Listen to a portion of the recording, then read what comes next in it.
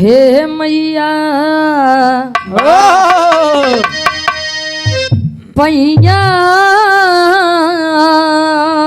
पड़ो बाबा कहे अब ता सुना गोहार आस लगल बाबा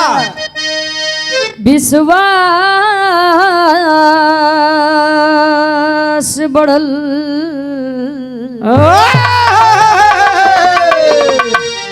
अब ले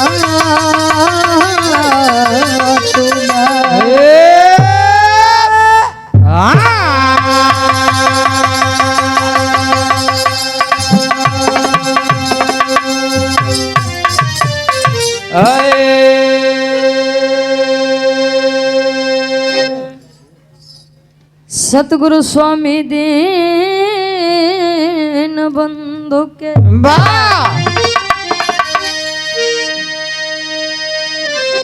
अब सदा झुकाई मात दुखियन ऊपर दया करी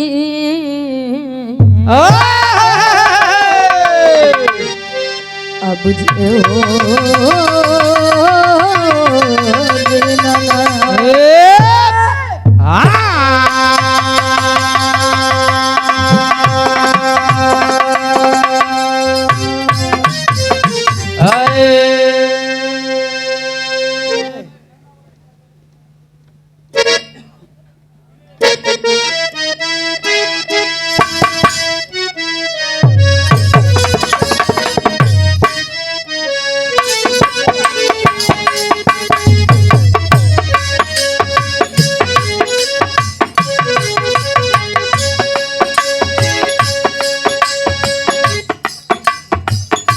कर्पूर गौरम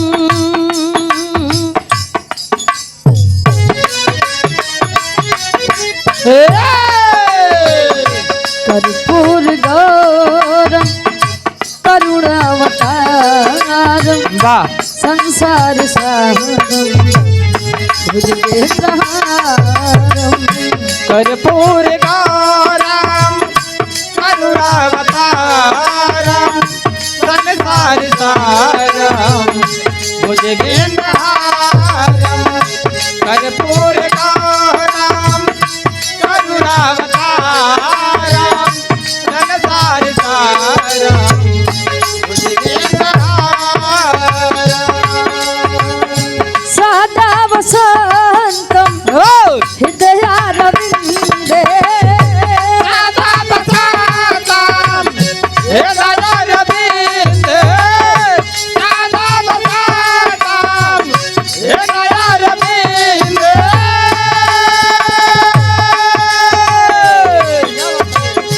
सदा वसंतम हृदयारविंदे भवम भवानी सहितं नमामि कर्पूर गौरम करुणावतारम संसार सारम भुजगेन्द्रहारम कर्पूर गौरम करुणावतारम संसार सारम भुजगेन्द्रहारम कर्पूर गौरम करुणावतारम संसार सारम भुजगेन्द्रहारम अरे संसार सारम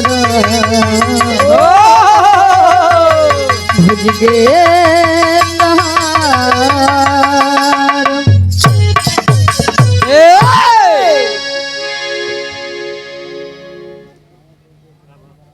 ऐतिहासिक सरजमी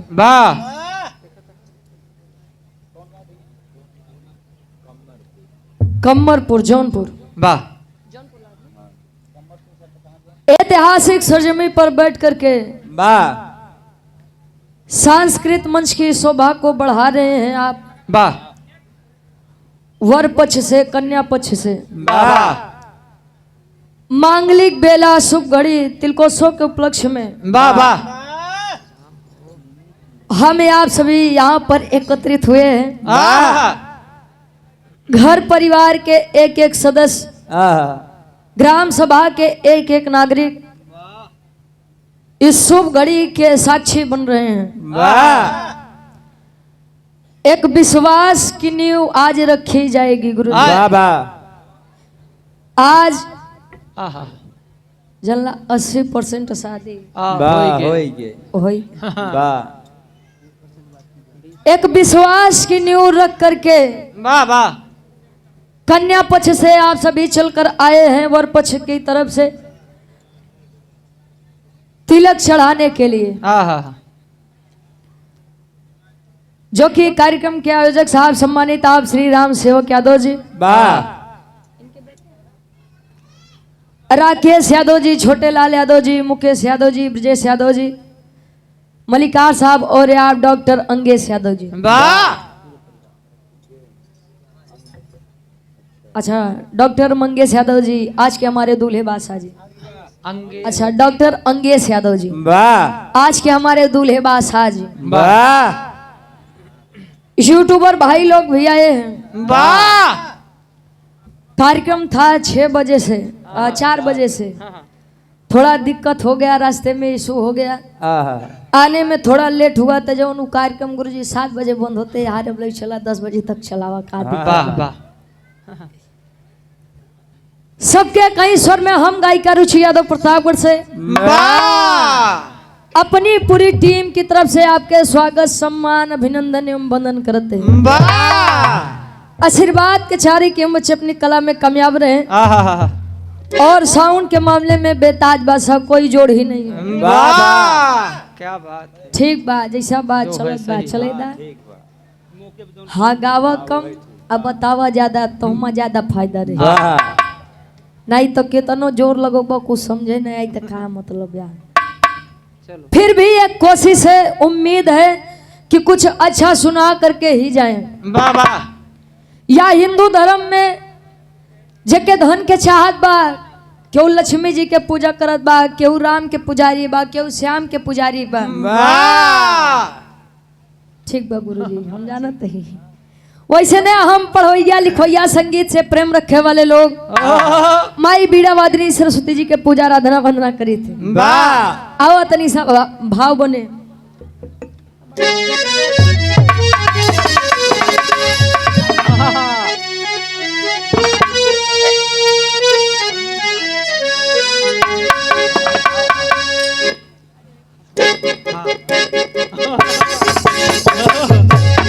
वाह क्या बात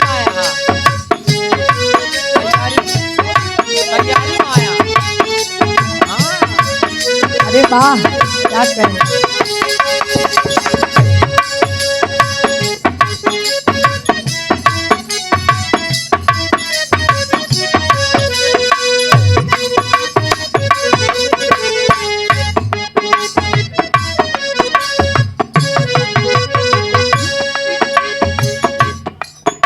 ये गुरु जी हमारे गीत के संकेत करते हैं। आय हाय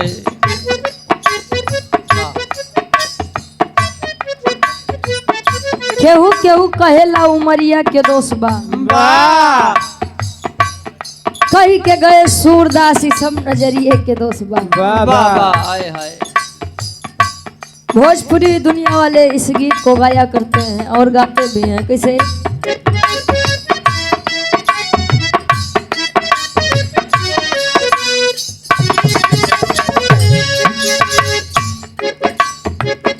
ना कोनो हाट ना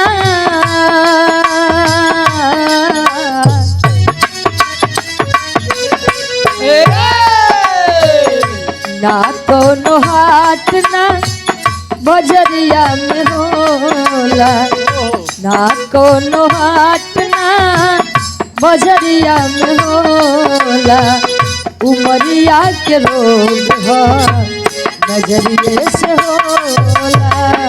ना कोनो हाट ना बजरिया से होला, उमरिया के लोग हाय नजरिए से होला। ना कोनो हाट ना बजरिया से होला, उमरिया के रोग है नजरिया से होला। ना कोनो हाट ना लावा, आहा, ना कोनो हाट ना बजरिया में होला, उमरिया के रोग बा नजरिए से होला। वाह अरदास है इस मंच के माध्यम से, आय हाय लड़की कहे बिटिया कहे कि माई तू चाहत गवावा, तू चाहत नहीं गवावा। वाह मंच के माध्यम से एक अरदास है, फरियाद है आय किसे हाय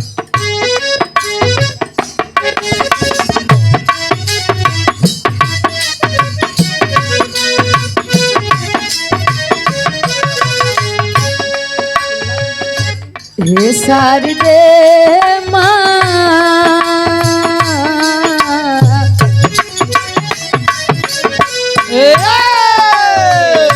हे शारदे माँ, सरगम सजा दो वाह बिटिया के लाजिया, आते बचा लो। ये सारी बेवा सारे गम सजा दो बिटिया के राज आके बजा लो। ये सारी बेवा सारे गम सजा दो बिटिया के राज आके बजा लो। हे शारदे माँ सरगम सजा दो बिटिया के लाज आज आके बचा लो। हे शारदे माँ सरगम सजा दो बिटिया के लाज आज आके बचा लो। वाह ऐसी महफिल बड़ी कम ही मिलती है गुरु जी। क्या बात है। अंतरा के पहले अंताल में अरदास बा फरियाद बा, बिटिया कहे कैसे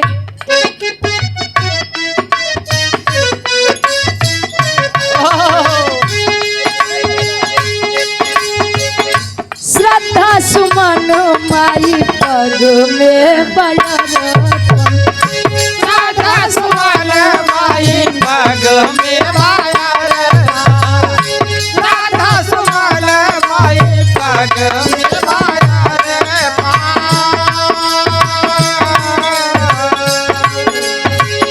सीख सहूर देता बाटू हमर दर्शन, सीख सहूर देता तू हमर दरबार, सीखा सबूर देता तू हमर दरबार।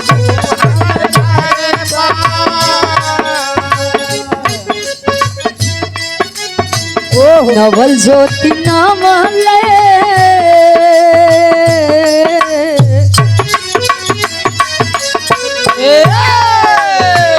नवल ज्योति नाम ले रागी सजा दो, नवल ज्योति नाम ले रागी सजा दो बिटिया के लाजिया आके बचा लो। नवल ज्योति नावाले आके सजा दो बिटिया के लाज आके बचा।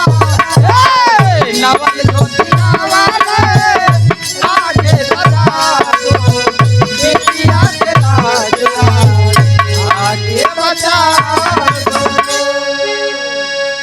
वाह वाह हमरे जवाज भैया, वाह क्या कहना कोनो जवाब नहीं बा तुहार। हाँ हाँ पूरे बिरहा जगत में बेजोड़ है। और ये सम्मानित हृदय के गार्जियन जी आप राम बच्चन यादव जी, सेक्टर प्रभारी समाजवादी पार्टी, लड़की के मामा जी सूरापुर कादीपुर से वाह वाह ये 200 रुपए का सम्मान, बहुत बहुत धन्यवाद। बस आशीर्वाद के चारे कि हम बच्चे अपनी कला में कामयाब रहे। वाह श्रद्धा सुमन माई पग में बा अर्पण, वाह सीख सहूर देदा बाटी हमर दर्पण, वाह नवल ज्योति नवलय सजा दो माँ वाह बिटिया के लाज आज आके बचा लो। काय संतो कसाय में सतगुरु का ढाबा है, मन मानो तो मथुरा मन मानो तो काबा है। काबा। हाँ कहे विश्वास विश्वास ही है वाह वाह जो सूरापुर कादीपुर से लड़की के तरफ से लोग आए हैं आज इस ऐतिहासिक सरजमी पर। एक विश्वास ही है जो एक पिता अनजान शहर, अनजान प्रदेश, अनजान जिले में और अनजान परिवार में अपनी बेटी को देने का कार्य करता है। वाह क्या बात। क्योंकि शुरू में जब रिश्ता जुड़ता है तब अगुओ महाराज ये कहा थे, भैया का बताई लड़किया एकदम गऊ बा, एकदम गाय जैसा बा,